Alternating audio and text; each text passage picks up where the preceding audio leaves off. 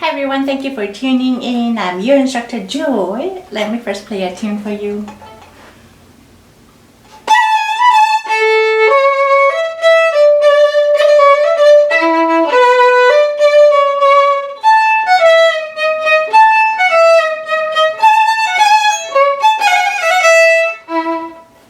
This was beginning of Boccherini's Minuet. Thank you very much for tuning in. Thank you very much for your continued support with kind questions, comments, booking lessons with me, sending me donations here, and also on my Patreon page, sending me encouraging emails. I really appreciate. So today we're going to talk about natural harmonics. Natural harmonics are these.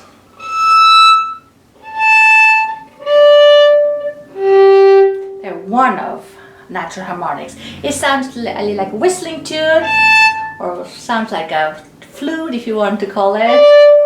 So how do we produce that one? The finicky part, the hard part of playing harmonics, whether it's natural harmonics or artificial harmonics, is that we have to be precise where we place the fingertip. Because if you don't, it just does not make any sound. It has to be a precise spot in order to play, in order to make a sound. Not only that, you don't place a finger all the way you would do, but you touch it very lightly, a feather light. So now let's think about the exact numbers. So basically, this natural harmonics is basically when the vibrating string divided in half, you place the finger exactly in the middle, and that's how it's produced, exactly in the middle. But how do we find that one? We cannot measure it. How do we do that?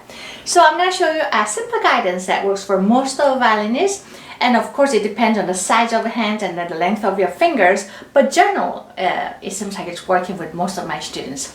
So it's simple. So place your hand on the rib, the beginning of the ribs of the violin, where the neck of the violin and the body joins. Just rest your hand naturally. Don't overturn it or don't overly bring your left elbow to your right, none of those.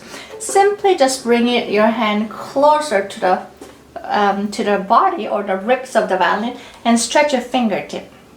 Normally, we prefer when you can curve your pinky to place properly so you can vibrate.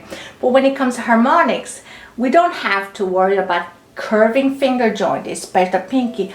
Just flatten it. By flattening it, you're widening the surface of the fingertip that you can touch it. Therefore, you increase the chance of succeeding, making the natural harmonics speak better. So rest your hand, and then I find it easy to play when you play open string. Then you remember the sound of E, and then touch the fingertip lightly, which is exactly an octave higher. And that's it. The same thing goes. Bring your hand towards the ribs of the violin on the A string. Notice I'm not placing my hand normally the way I normally do. That's one of the common mistakes a lot of violinists. So we think we have to curve finger, therefore play harmonics with a curved finger joint as well, which we're making. It's not impossible, but we're reducing the chance of succeeding in the harmonics, therefore it's harder. So by flattening the fingertip, and I tend to raise the other fingers by just stretching them when it happens naturally. But the important thing is just try to touch the wider surface of the fingertip, the pinky.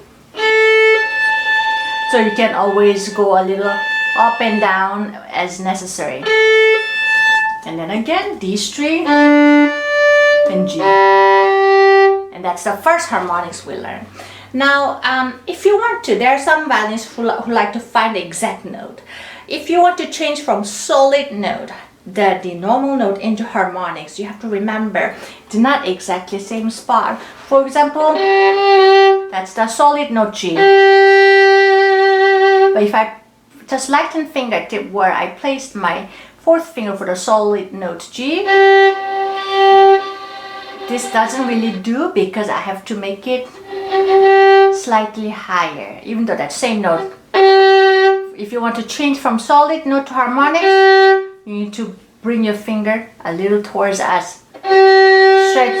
Stretch a bit towards us. You have the same thing other string.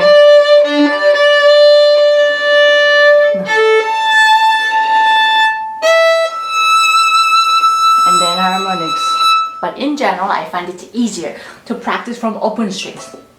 Drop your arm so that we know how to find it right away. Open E, place your hand in the ribs of the violin, and then that way you know how to place it right away. Open A, bring your hand towards the ribs. Again, drop your hand, and then drop your hand again. Harmonics can be very useful for a different color tone, different tone color. Like if I play A in the solid note, it has more bright and a little stronger tone. Whereas if I play harmonics, it has a little gentler, intimate tone. That's why when I play the same time, I play first harmonics,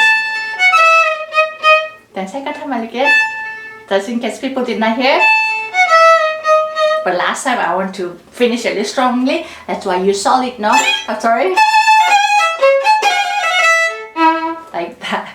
Yeah. So harmonics can be, in this case natural harmonics can be a great tool when it comes to finding notes correctly in tune, and also bring a different tone color. I hope this video was helpful. Thank you for watching and hope to see you again. Bye bye.